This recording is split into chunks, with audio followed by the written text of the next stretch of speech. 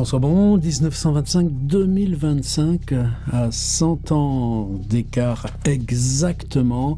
On revient dans les carnets de Howard Phillips Lovecraft et principalement celui de 1925 au jour le jour, parce qu'il le tient au jour le jour, même aujourd'hui, qui est une exception, vous allez voir, et une année qui pour lui est extrêmement importante parce qu'il a 34 ans, mais ça fait 4 ou 5 ans qu'il a osé, depuis son enracinement dans l'expérience là, de l'association du journalisme amateur, d'abord à échelle de Boston, et puis là, cette année, il a été président en 1923, la présidente à échelle fédérale, on connaît le mot maintenant.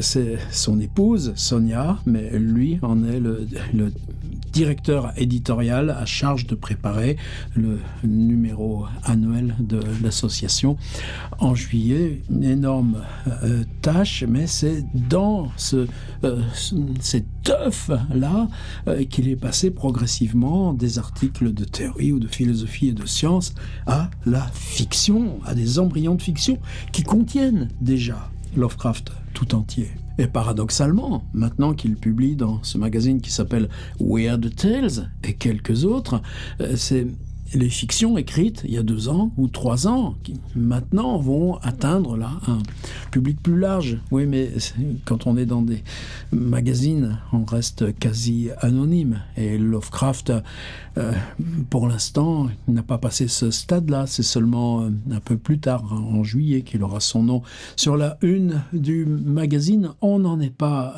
encore là, mais année cruciale parce que cette année de New York, elle est extrêmement riche socialement, c'est la confrontation aussi à la ville, au trajet, c'est une année de réflexion sur écriture et lecture, tout simplement parce qu'on est en direct avec un petit groupe d'amis, le Kalem Club, les Boys, qu'on retrouve tous les jours.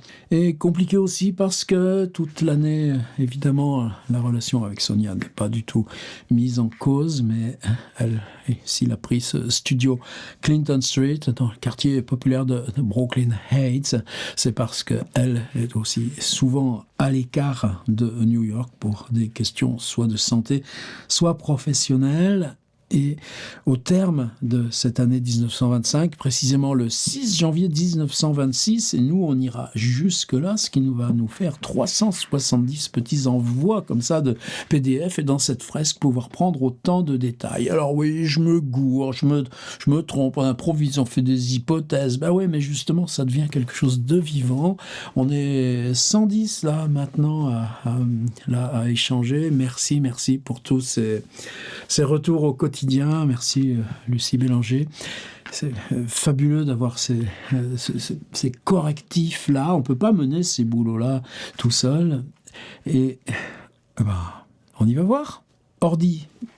Alors quand je vous disais que c'est tous les jours, eh bien il peut y avoir des exceptions de temps en temps. Ça fait quoi? Ça veut dire qu'hier j'étais comme ça, j'ai dit waouh, c'est pas la peine de faire le journal aujourd'hui parce que c'est le 15 et 16 en même temps. Tu vas en profiter? Non. Je commence à comprendre ce que c'est ce marathon. Surtout que les figures, évidemment, changent, mais elles se renversent, elles s'inversent, mais elles sont très souvent peu différentes. Mais ici, donc, pourquoi on a 15-16? Vous allez voir qu'il y a une grosse part d'interrogation et que l'interrogation, elle est précisément sur ce qui se passe la nuit du 15 au 16. Donc, on a 2 jours, mais surtout au milieu, une nuit. On peut essayer de le déchiffrer. Lever midi, ça ne change pas. Alors ici, il y a une première chose qu'on a déjà vue la semaine dernière. Answer, advertisement. Il avait lu le supplément littéraire du Sunday Times et le dimanche, donc le jour là du supplément littéraire, c'est là où sont le plus d'offres et d'annonces d'offres et demandes d'emploi. Lui a rédigé au mois d'août dernier, le 8 août, on l'avait traversé aussi, on en a parlé la semaine dernière avec le facsimilé, il avait publié à ses frais dans le Times une demande d'emploi pour un travail de réviseur-correcteur. Et la semaine dernière, donc apparemment, une annonce, alors on les avait lues, regardées de près, fait qu'il a réagi en se portant candidat. On n'a pas de nouvelles depuis, mais parce que la situation presse, que Sonia n'a pas de travail, le samedi 14, eh bien, à minuit, Out for Papers, Midnight, il était parti acheter le Sunday Times dès sa sortie. Et là, ce dimanche 15 au matin, eh bien, il est encore dans Road Advertisement Letter, il est en train de répondre aux offres d'emploi. Et ça, nous aussi, évidemment, maintenant qu'on connaît le processus, on va aller y voir. Donc, Sonia n'est pas dans l'appartement, même si on est dimanche. Vous savez qu'elle a sa fille qui vit aussi à New York, qui a maintenant une vingtaine d'années, mais la relation avec Lovecraft n'est pas du tout simple. Elle a aussi son propre réseau d'amis, en particulier Madame Moran, qui était son propriétaire du temps de Parkside Avenue. En tout cas, une fois ça fait, on se remet à la lecture. C'est une période aussi où on sent peut-être un peu de tension par le fait que Lovecraft ne nous dit pas ce qu'il lit, donc alors que dès qu'il est sur des lectures qui sont en prise avec son écriture ou son univers, bien entendu, on a le détail. Et là, Sonny Colt, c'est-à-dire Frank Belknap Long, le meilleur ami, mais qui vit à Manhattan, et souvent Lovecraft s'invite chez les Belknap Long, le père de Frank est dentiste pour déjeuner, tout simplement. Il va régulièrement au cinéma, soit avec Belknap Long, soit quelquefois Belknap et sa propre mère. Une fois que Belknap Long a appelé, eh bien, Waked GK, ou alors est-ce qu'il se rend chez George Kirk, et voici le reste de la troupe qui arrive, Loveman et Reinhard Kleiner. Loveman habite ailleurs dans Brooklyn, et Kleiner dans Manhattan. Encore que c'est possible qu'il ait déménagé récemment. Tout ça est un peu variable. Enfin, pour ce qui nous concerne, on s'en va marcher ensemble de nouveau à Gowanus, jusqu'aux piers, là, et ce waterfront de Gowanus, c'est ce canal qui reste aujourd'hui le long de la ligne 7, vraiment un des endroits les plus fascinants de New York, même si les anciens piers, maintenant, c'est devenu des belles choses d'antiquité, très BCBG. Bon, c'est la boboisation, évidemment, mais comment ça pourrait être autrement, mais à l'époque, c'est pas le cas. Le canal, c'est les trucs de tri de ferraille, c'est les entrepôts de sable, les trémies pour le ciment. Ce que c'est en partie toujours, mais c'est aussi le canal où les mafias vont balancer les cadavres. On a ça dans tous les films, mais c'est une réalité, en tout cas, qui eux les fascine. C'est la 3e fois qu'on va à Gowanus. Gowanus, c'est le nom de l'estuaire, là, le petit bout d'estuaire devant Red Hook, mais on n'avait pas emmené Frank Belknap Long. Eh bien, aujourd'hui, c'est fait. Et la dernière fois, vous savez qu'ils étaient revenus en prenant un ferry qui part de Red Hook et qui revient en bas de Atlantic Avenue. Atlantic Avenue, c'est juste en bas du 169. Là, on revient à pied, des promenades que moi, j'aime tellement faire aussi. Et là, on s'en va dans la chambre de George Kirk, c'est-à-dire à l'étage, juste au-dessus de la chambre de Lovecraft. De là, adjoint to sales, c'est ça qui des fois est un peu monotone, mais on s'en va chez Samuel Loveman. Mais en même temps, si vous prenez les phénomènes physiques, c'est-à-dire tu as toujours des petites variations entre Kirk et Loveman. Est-ce que Kleiner est là? Et ensuite, il y aura Leeds, McNeil qui s'entendent pas, les venus de Morton. Oui, mais si tu prends toutes ces variations, et que de variation en variation, quelquefois tu as des renversements. Et ces renversements peuvent nous enseigner. Par exemple, là, on est chez Loveman.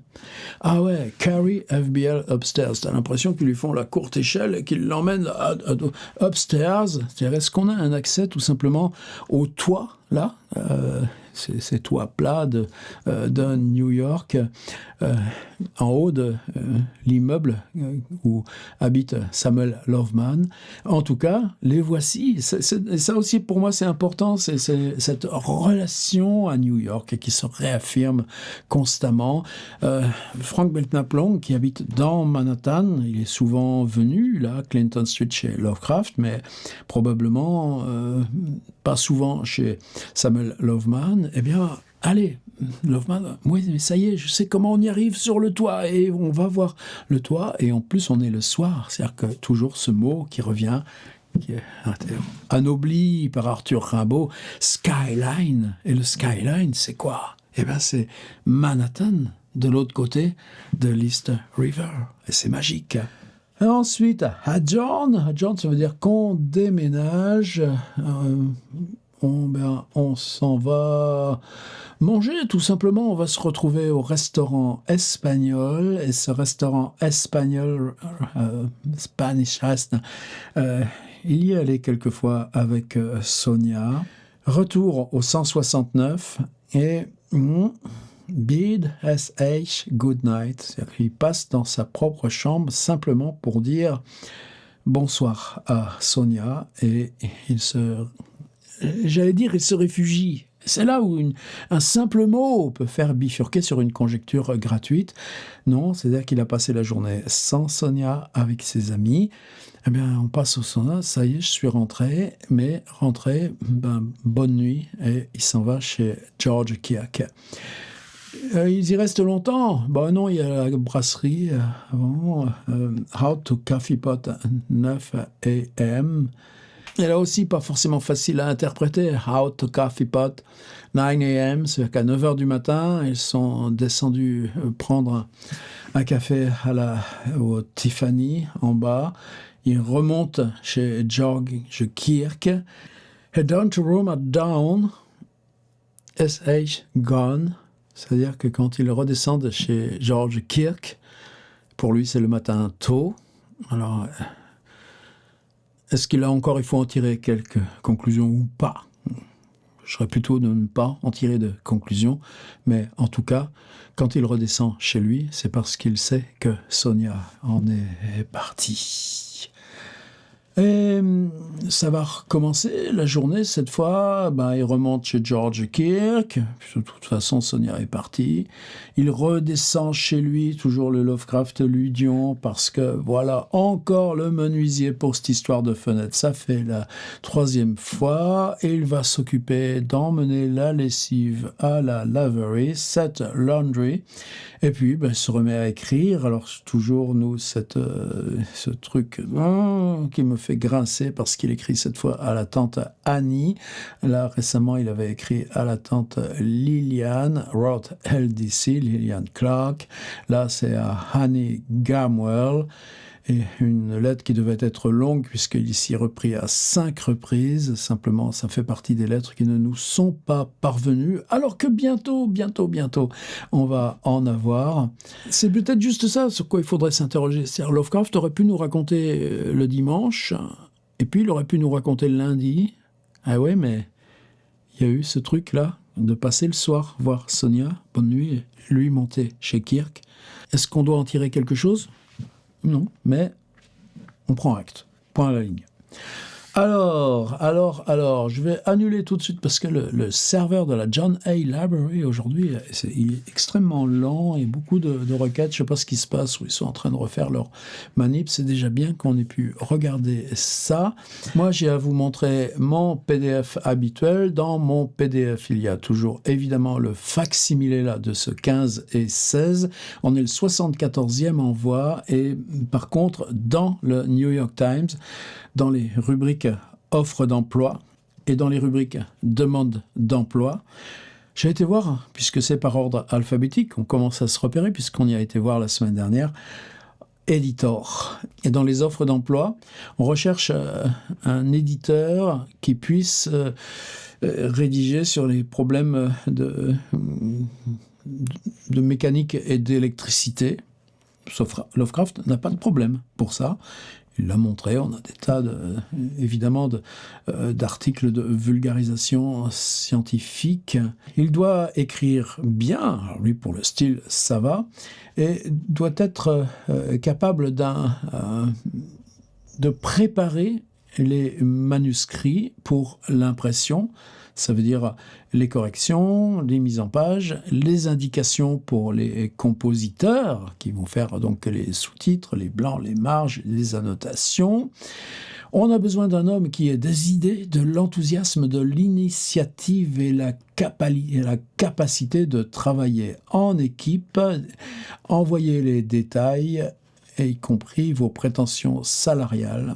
Alors, est-ce que c'est ça l'annonce à laquelle répond Lovecraft ce matin, ou la toute petite qui suit, assistant éditeur avec l'expérience du journalisme, il doit taper à la machine rapidement et disposer d'un CV consistant. De l'autre côté, on a des demandes d'emploi. Alors, éditeur et écrivain expérimenté, écrivain avec de l'expérience de la publication dans les magazines. Est-ce que lui-même pourrait avoir repassé une autre annonce comme celle du mois d'août? Bon, je pense pas, mais je pense qu'il répond. Donc, moi, je produis la pièce. Évidemment, transcription du fac-similé, il n'y a pas de choses à signaler, sinon que j'ai oublié que le lundi soir, après cette journée avec le menuisier, le pressing, eh bien, on se retrouve quand même avec Sonia, d'où le fait d'être très prudent sur toutes les conjectures et de ce qui s'est passé la journée et la nuit précédente. Ils s'en vont là dans un autre de leurs bistrots habituels, le Johnson. Et quand on revient à la maison, type and mail letters, c'est-à-dire que Sonia, elle fait ce qu'elle veut, mais lui, c'est avec l'énorme bruit de clavier sur la Remington. Débrouillez-vous avec ça. Alors, dans le New York Times, allons-y voir, on est donc le numéro du dimanche avec le supplément littéraire. Ça veut dire qu'on a un journal qui fait 204 pages.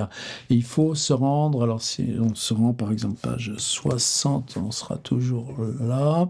Alors on a la partie générale du New York Times, ça se termine par l'ouverture du magazine. C'est là, à cet endroit-là, que traditionnellement, dans la pagination, est inséré un petit livret de format plus petit que le journal, mais qui est le New York Times Book Review, et évidemment avec ces longs articles qui font toute une page, où l'iconographie aussi est formidable. Peut-être pas de choses aussi manifestes à signaler puisque toutes les semaines, puisque Lovecraft et ses copains, pour eux, c'est un rendez-vous extrêmement important que ce supplément littéraire, qui ne parlera jamais d'eux, sauf quand ils seront morts. Ah, il y a juste ce titre, Against the Fateful Trump of Doom. Oh, que c'est beau ce titre avec cette gravure de dinosaure, mais ça n'a rien à voir, c'est juste une petite vengeance. On est là dans les semaines saintes, il y a plein de trucs sur les vies de Jésus et tout ça. On a un scrapbook, un journal d'idées comme le Commonplace Book de Lovecraft, ça je l'ai copié. On a toutes les petites annonces, alors, là, évidemment, la vie du Christ et plein de choses sur la Bible, des annonces qu'on a déjà vues pour beaucoup, et il y a un article que par contre j'ai traduit, je reviens au PDF.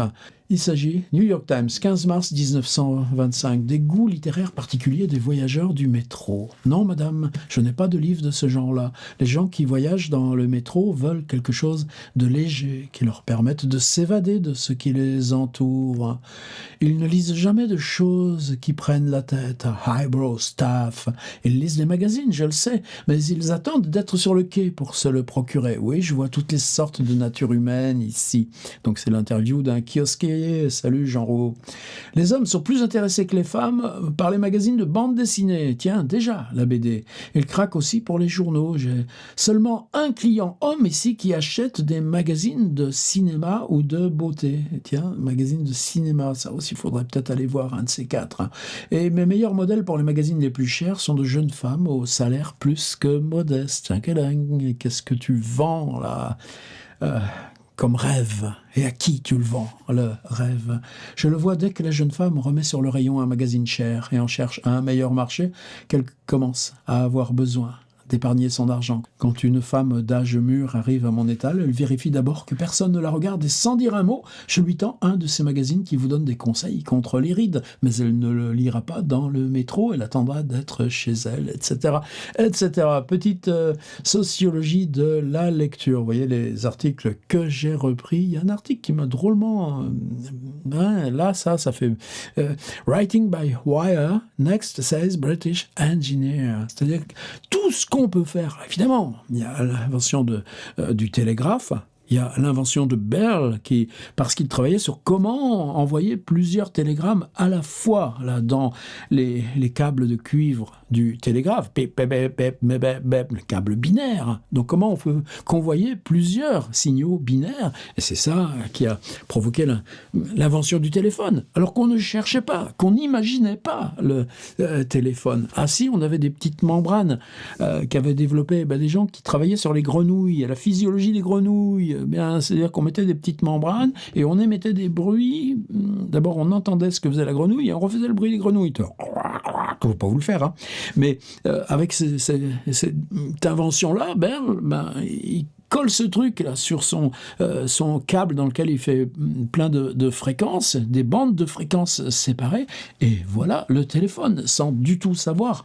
C'est vers 1865 par là, savoir du tout à quoi pourra servir ce truc-là. Eh bien, nous, comment là je vous l'envoie, ma voix ? Comment vous la recevez? Par quel biais matériel tout ça vous parvient? Et est-ce que j'écris ou est-ce que je lis du texte? Mais là, tout d'un coup, on peut avoir, contrairement au téléphone, le saut mental là de comment on peut transmettre de l'écriture à distance et en écrivant directement là, sur la machine de l'autre. Bon, moi, c'est mes petits amusements, mais je vous dis, on fait la fresque et on n'a pas à discuter des détails qui se mettent dans cette fresque. On cherche, nous, écriture, littérature et temps de transition. Tout ce qui est un marqueur de ces transitions, on le garde sans espace de jugement ni espace de valeur. Et là, ça commence à être intéressant. Et ça fait 73 fois qu'on l'envoie le PDF. Vous croyez pas que ça commence à prendre un petit peu? Ah, j'ai pris des pubs aussi. Ce brave bibendum Michelin, avec toute la circulation qui lui passe entre les jambes, on dirait un grand Pantagruel gargantua en train de faire là, les grands combats de loup-garou. Et puis juste à côté, cette magnifique pub, alors elle est dans la partie magazine. Vous savez que la partie magazine, c'est des reproductions photographiques et donc on dispose d'une résolution supérieure. Et voilà tout d'un coup une publicité pour les vêtements pour enfants, mais l'art du dessin, là, de ces gestes, de ces corps, de ces postures, là, le ballon, la poupée. Alors, ce que j'ai pris, les articles sur le jazz. Alors là, moi, je ne veux pas faire trop d'enquête là-dessus, mais tenez, rappelez-vous Marcel Proust, tout à la fin. Odette, dont on peut penser qu'elle a 146 ans, elle a couché avec MacMahon 90 ans plus tôt. Et là, elles sont là entre duchesses, on parle justement des téléphones.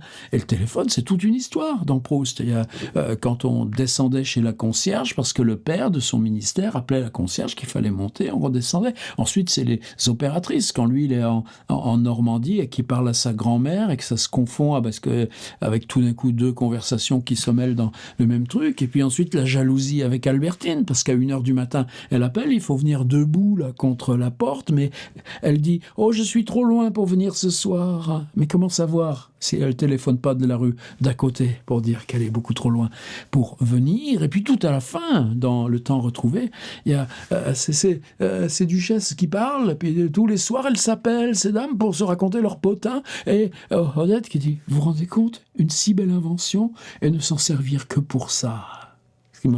Bon, mais ça c'est Proust, l'émerveillement où Proust nous met toujours. Mais on a inventé la radio. Mais c'est magnifique. Par exemple, aujourd'hui, on a fait quoi? La diffusion d'un concert depuis Londres. Une première. Eh bien, on s'insurge. On a inventé quelque chose de si beau. Et à quoi ça nous sert? À diffuser du jazz. Non, mais tu te rends compte? Voilà, beaucoup de choses comme ça. Retour sur Charlie Chaplin. Là, simplement pour la côté graphique. Et on a toute une page. Et ça, pour moi, c'était important. Avec les programmes radio, maintenant, on a une page sur l'invention de la radio elle-même, les questions touchant et on a la photographie d'une station émettrice. Alors tout ça, c'est donc dans cette partie magazine. Voilà, toujours moi maintenant, c'est passé page à page là-dedans. C'est des leçons de typo, des leçons chaque fois de tellement de détails. Ben oui, sur quoi ils couchent, c'est comment leur lit, c'est comment leur chaise. Ben on a tout ça qui vient concrètement. Et quand vous partez dans une histoire fantastique de Howard Phillips Lovecraft, ben c'est ça qui nous aide, là, qui nous donne le contexte. Alors si je pars directement, hop là. Si je repars de la fin, vous voyez toujours les pubs de radio. Le courrier des lecteurs. Voici la page des programmes radio qui fait maintenant une pleine page de journal. Et là, encore tout un tas de choses sur les piles, sur les batteries, sur les échanges de postes. C'est-à-dire la radio, le poste radio acquiert la même symbolique que le livre et les autres. Voilà comment ça marche, la radio? Eh ben, vous avez le schéma ici. Allez, à demain. On reprend notre rythme, maintenant, un billet par jour. Fini les vacances pour moi. À demain.